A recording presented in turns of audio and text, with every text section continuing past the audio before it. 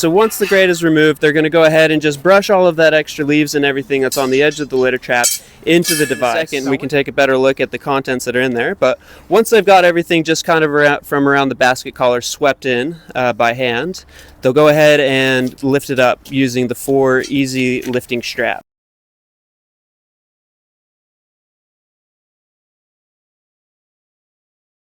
Yep, so now that they've got everything done, they're going to go ahead and use their lifting hooks, and they're going to put them inside the straps. So you can lift it by hand, but I prefer to save my back and use the lifting straps, especially if it gets full of sediment. Oh, okay. And so once they got all 4 hooks within the lifting straps, they're going to go ahead and pick up the litter trap and just pop it off to the side here. There we go.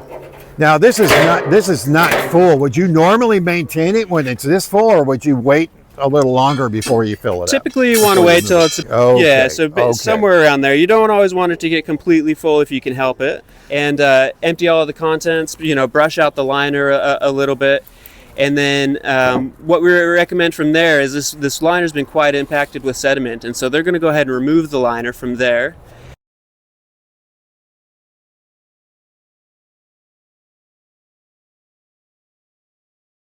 Exactly. So now that we've got the liner removed, we're going to go ahead and get a replacement liner, and then they're going to go ahead and replace it. So you can see there's a lot of TSS or a lot of dirt in there, to keep it simple. And in that dirt, there's going to be that's coming off from the streets, and so that could be from brake linings as well as any sort of nutrients that might be around. That's why it's important to wear gloves, right? And that's why, that's why you wear gloves, and then that's that's all part of what the stormwater program for Temecula is aimed at removing.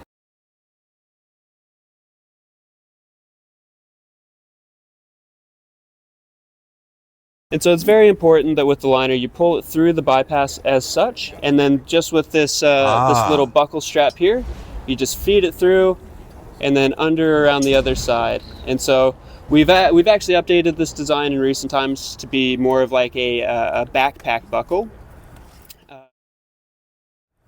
And so that's one of the things that makes it easy to put on and to remove. And so as you can see, it's very important that they get it installed underneath this corner post here that keeps the line tight and make sure that none of the material can bypass the liner. So that's all it takes as far as the hand maintenance goes. That's it. Just be able to get the performance liner, get the debris out, get the performance liner in.